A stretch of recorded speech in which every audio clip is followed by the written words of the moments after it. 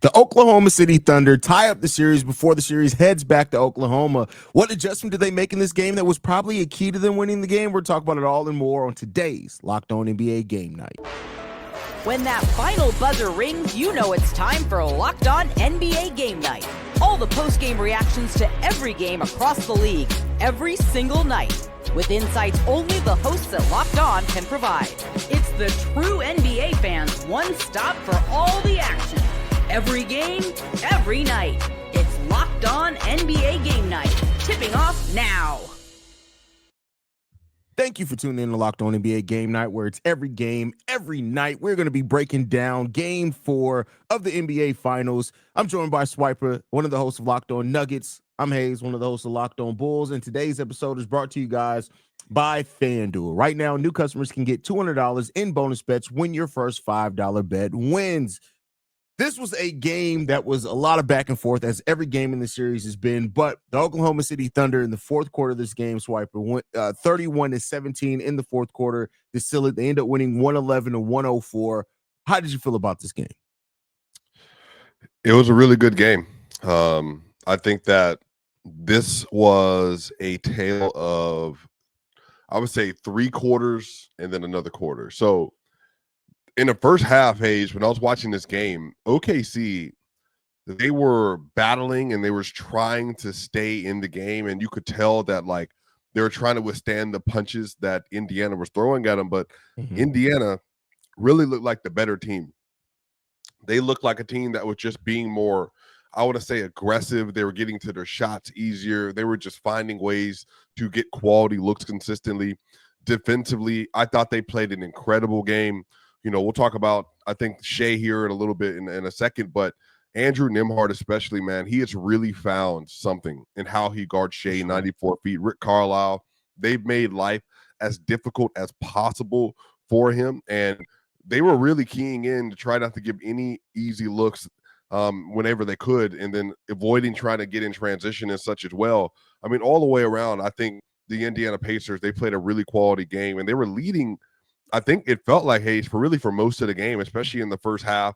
They gave up the lead at the end of the second a little bit, but it was just a really good game, man. Like the team, they're continuing to try to find ways to beat each other on the margins. And one thing of note too, Hayes, is that watching Rick Carlisle, the substitutions he's making, trying to get TJ McConnell there in the right spot, trying to get Obi Toppin there in the right spot, trying to get Ben Shepherd in there to get some quality minutes. He took Thomas Bryant out of the lineup because he just wanted to have a little bit more athleticism. So Obi Toppin was playing that backup 5 spot. Obi Toppin, 17 points today. He is 2 of 5 from 3, 7 of 12, minus 15 though. Him and Ben Shepherd were both in a double-digit minus. They were just really losing those minutes in large part because some of the defensive miscues that they would make, especially later on in the game. But really, a really solid game from Obi. And I think that they're trying to continue to find ways to counteract what OKC's doing with their lineup adjustments. OKC came back out, Hayes, with his double big lineup today, and they wanted to try to get more rebounds, to force the size issue, to get more continuation of possessions. I think Caruso did an amazing job at that today. You get 3 offensive rebounds from Isaiah Hartenstein. You get 2 from Caruso, and then you get 4 offensive rebounds from Chet Holmgren. And I really think OKC's best players today were Alex Caruso and J-Dub in particular. J-Dub, I thought, was spectacular, had 27.7 rebounds and 3 assists, and he honestly was keeping them in the game in the first half. He was being extremely aggressive getting to the rim. He was using OKC's, the way that the Indiana was guarding OKC, that they're doing full court pressure with Nesmith on J-Dub and then with Nembhard on SGA. And so when they would run that deep screen in the backcourt, J-Dub would force the issue to the basket, and he would get to the free throw line pretty consistently. So he was actually doing a really good job of countering some of the stuff they were throwing at him. And SGA, who wasn't playing well really in the first 3 quarters, Caruso, and Chet were keeping them around to get them an opportunity for SGA to go off for 15 points inside of that 4th quarter. So it was a really good game plan, man. But just Indiana, like I think they really came out with the mission, the right game plan. But down the stretch of the game, man, OKC's defense was too much for them to overcome.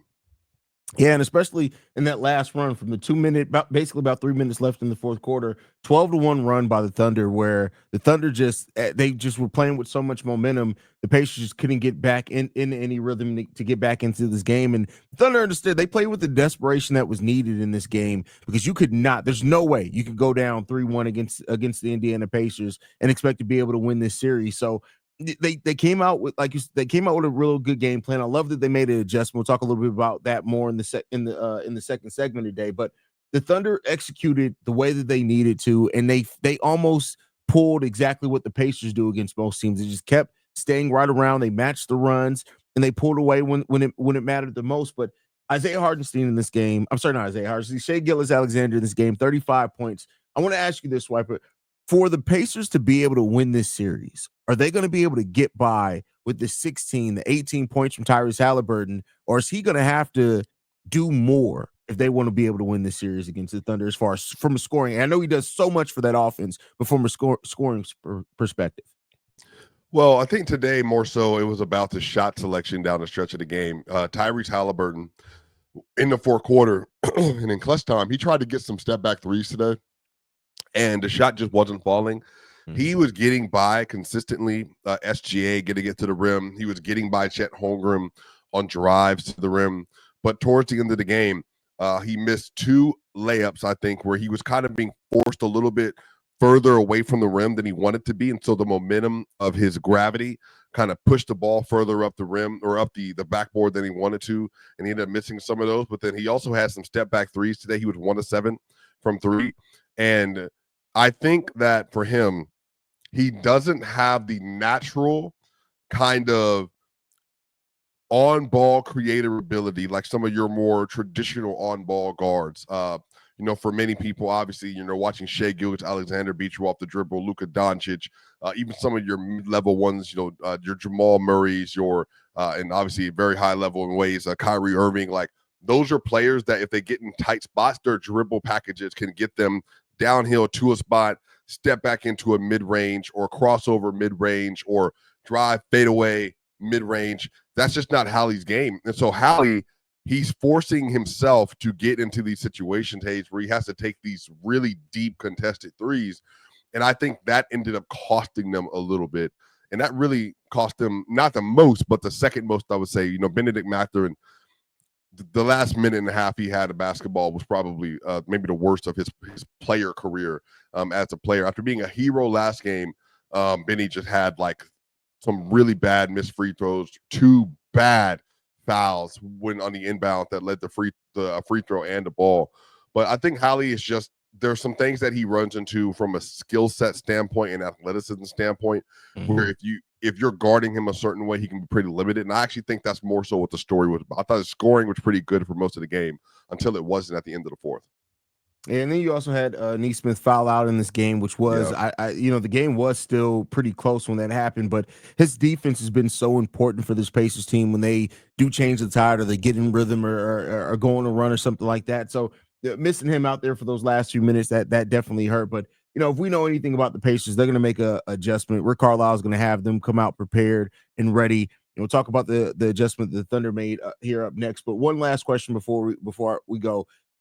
J-Dub, can he keep this up? What he did today, 27 points, getting to the free throw line 11 times, and do they need him to keep it up if they want to be able to win this series? Well, definitely keep up the aggression. SGA, he's having a really difficult time, and I know the numbers look good today, but SGA overall, I would say, did not play a good game.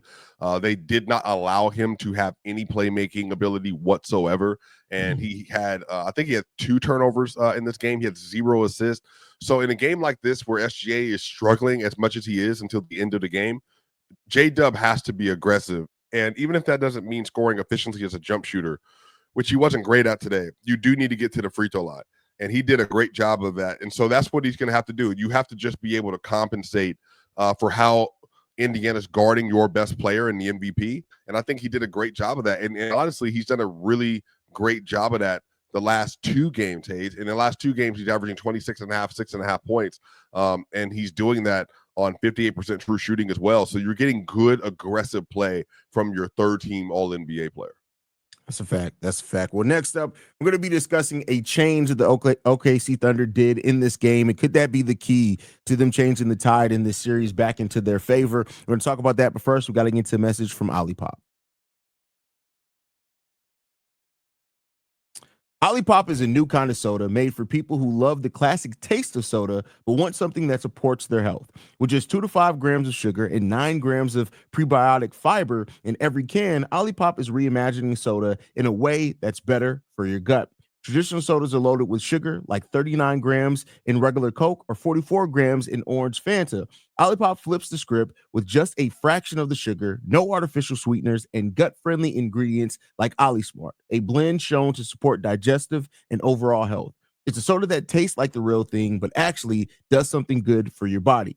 Could swapping out your regular soda for Olipop help you cut back on sugar while still getting the nostalgic flavors you love?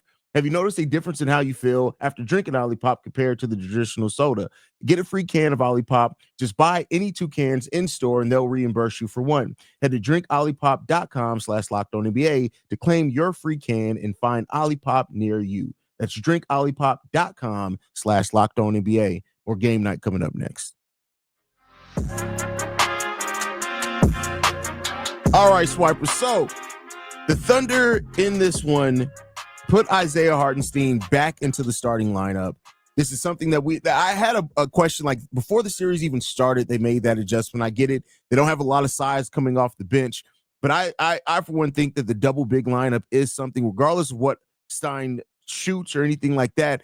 It is a matchup that I don't think the Pacers can all the way just counteract, and it is one of the better adjustments they can make. Do you think that this is going to be what changes the tide for the series? Like I said, I actually think that the Pacers were in control for most of the game.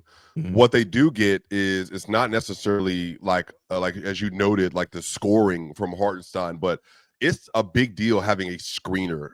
And the reason why SGA needs a screener in this series more than maybe any series he's played in, and also maybe including the Denver series, because Andrew Nembhard is sticking in his grill on every single possession. And today, they did 2 distinct things. So they would run these typical screens with Isaiah Hartenstein to try to give him some room. And even that wasn't necessarily working today. But what they then did is they would run a guard-to-guard screen with Alice Caruso or with J-Dub. And that way they could get, to your point, what you said with Aaron Nesmith, who fouled out of the game today, they would want to get him switched out on to Shai Gilgeous-Alexander because both of those players are worse matchups for SGA. And so a part of iHeart's functions, Hayes, is that if you have him on the floor, it increases your offensive rebounding opportunities. It increases the likelihood, just even for just little tip outs, that you don't get credited necessarily for a rebound. It puts more pressure on the other team to have to get around those screens, so you get more downhill action when you have players like Isaiah Hartenstein and Chet Holmgren on the court. So all the way around, I think it actually just gives them a lot of different versatility that you need in a playoff setting. And, so far in the playoffs, they're a +3 in their 187 minutes today. I don't know if that includes tonight's game or not, but they're still winning their minutes with either one of them on the floor. But in this series in particular, it's really important for them to be able to create multiple possessions and also to try to find ways to get J-Dub, to get Caruso, and to get SGA as many opportunities as possible where they're not having to deal with like heavy on-ball contact as offensive players. Yeah, and I think it does free up them to kind of do more creative things in pick and roll, pick and pops, things like that. It also frees Chet up, I think, to be a bigger offensive presence. I know the numbers in this game were decent. In 14 points, 15 rebounds is still a block, and I think like. Yeah, but I think like you can even he only took 9 shots today to Chet Holmgren, but he was able to kind of do more things defensively because now you can move him around some. So I think that's going to be another key thing in this adjustment. Let me ask you this. I know you said the Pacers were in control most of this game, and you're right.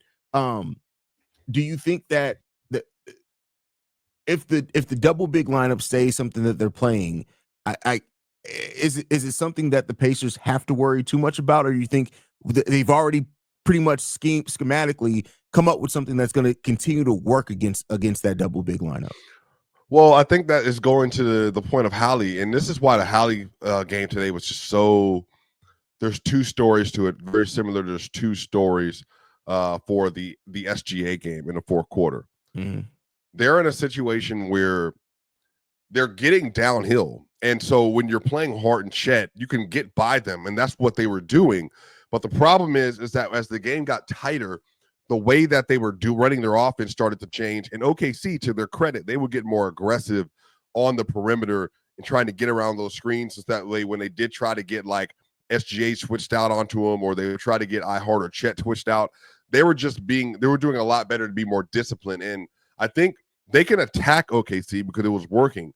But really, some of this just comes down as simple as this. You got to make your free throws, and you got to make open shots. And I don't think, Hayes, that the strongest thing that the Indiana Pacers can do is run a one-on-one offense with Andrew Nembhard and with Tyrese Halliburton to close the game out. Now, they can, but today they were having a lot of success in the pick and roll. But I think it was the way they were running their pick and roll, but also they weren't trusting that Miles Turner. Like, so say if they did run a pick and roll in the first 3 quarters, Halliburton, because of where the game was, I think he felt more comfortable. And maybe I don't want to be in his brain, but it looked like he felt more comfortable in that instance, diving to the basket and then throwing it out the Obi top. And he even did the Chris Paul, the fake pass, and then would go up for a shot, get the defender to bite, and then throw it off the top. And then Toppin got a floater, and Topper got a mid-range shot on those same actions. And I think they could have gotten Miles Turner and Toppin shots on those pick and rolls, but I don't know if they were comfortable giving either one of them those shots with the last 2 minutes of the game on the line.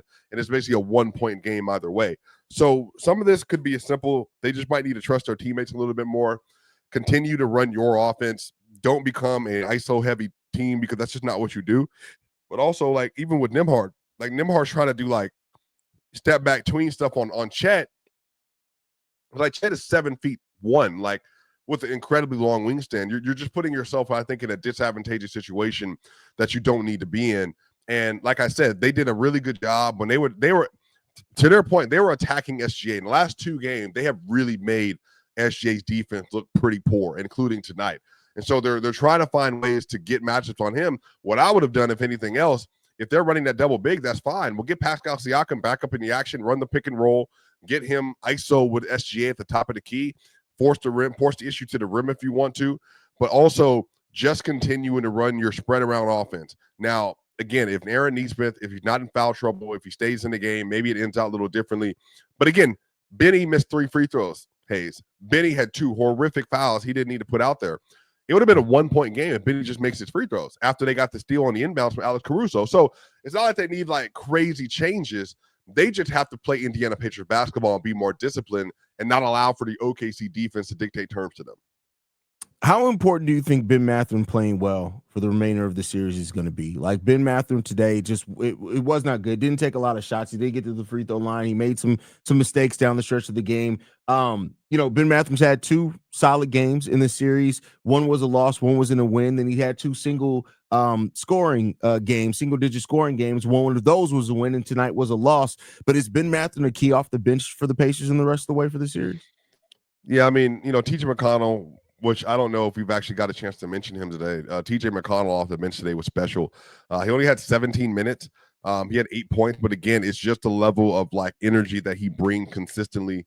Benny is the best combination of shooting, athleticism, and I think of defensive versatility of all the players off the bench. But again, that's like when Benny's at his best, he's all those things. But when Benny is playing like he did today, where he's just kind of like all over the place, then yeah, it's a little bit of a different story. So I do think he's important to their success.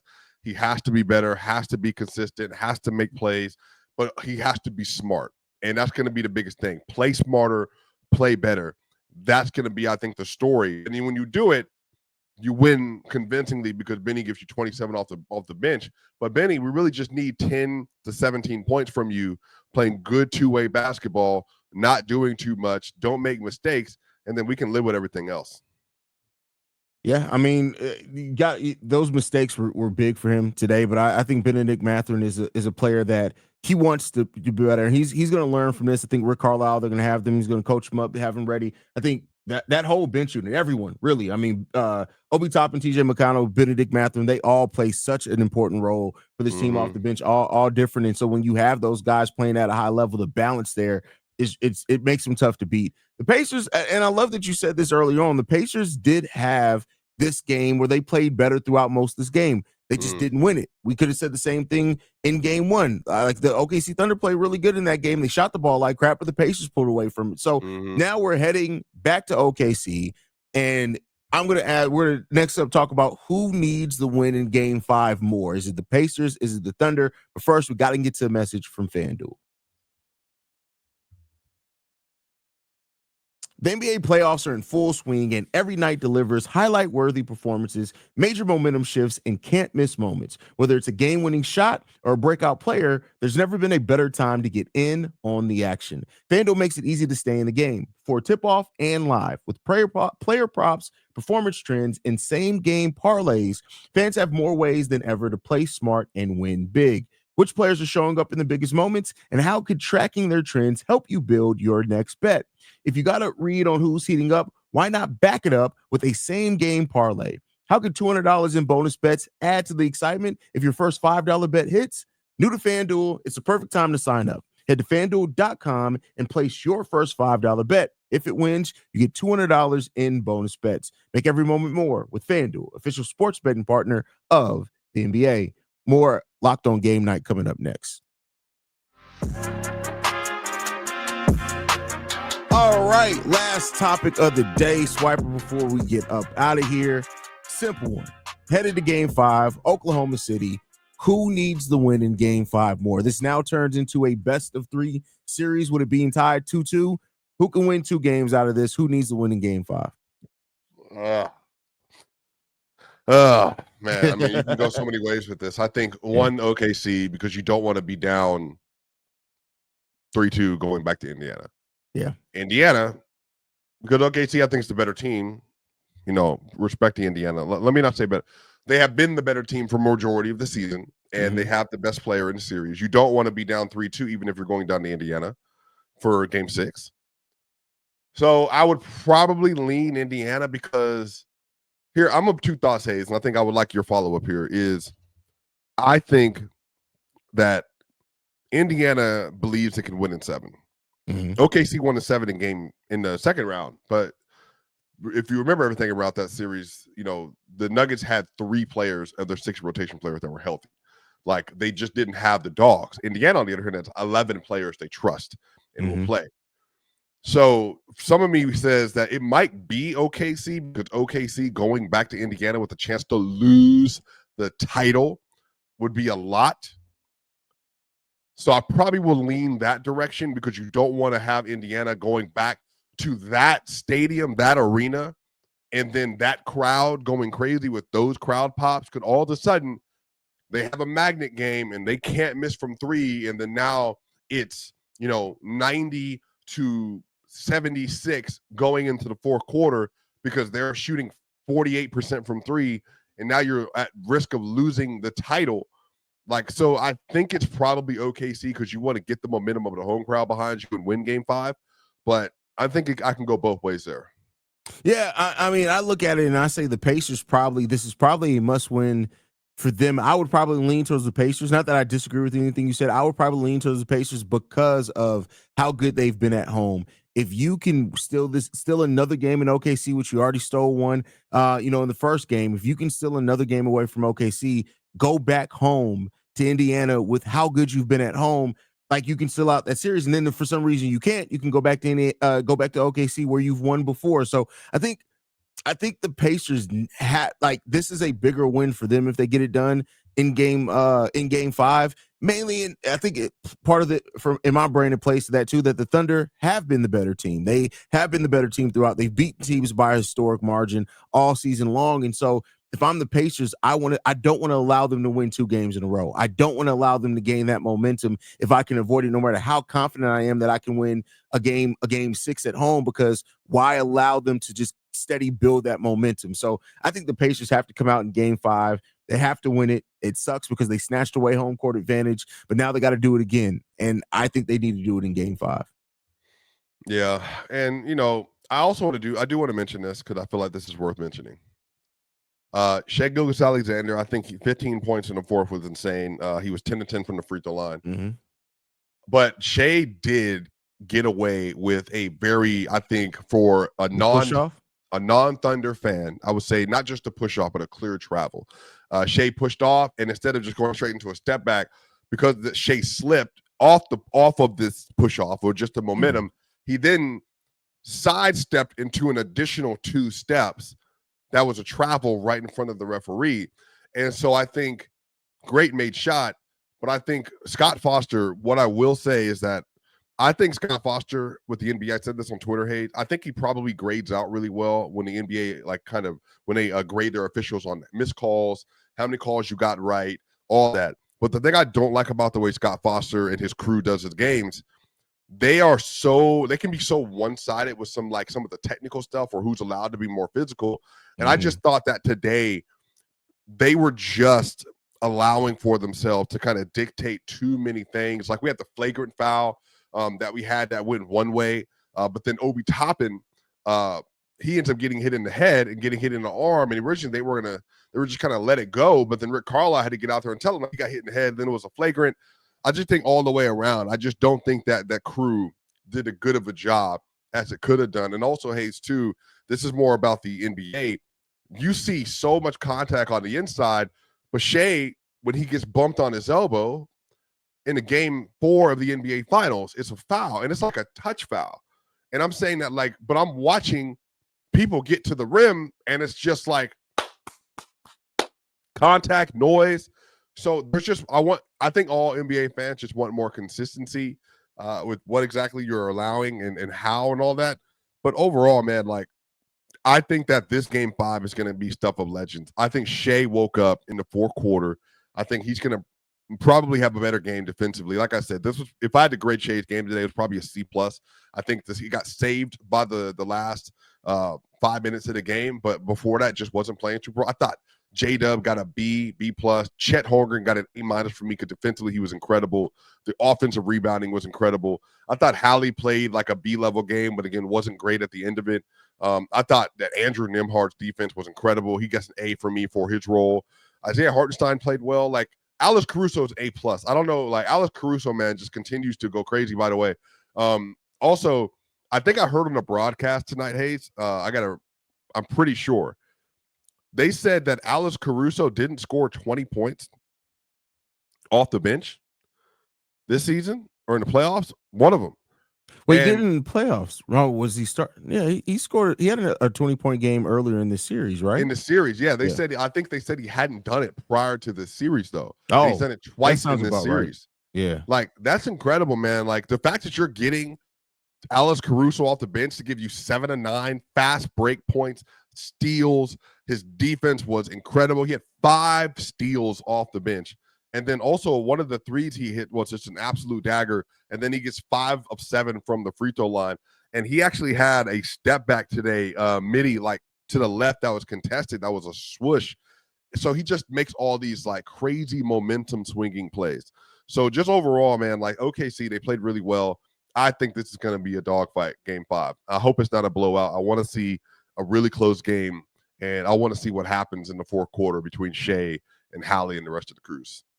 We'll see. I think we're shaped up for a great game. I think the rest of the series is all going to be bananas. Say what you will. It's been so back and forth these last 2 games where each team goes on a run and they match the run. And it just comes down to who can go on that last run in the 4th quarter. And I don't see any reason that that's going to change anytime soon. Unfortunately, though, Swiper, this is the last game in the finals that we're going to get to talk about. There's no more games scheduled on Fridays the rest of the finals. So this is going to be the last one we get to talk about here on game night, at least. Man, we made it through a whole season.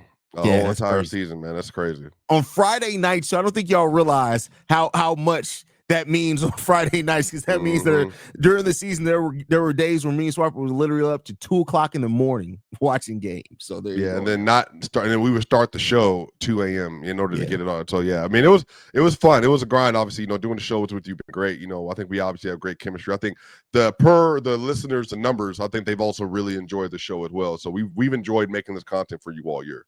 That's a fact.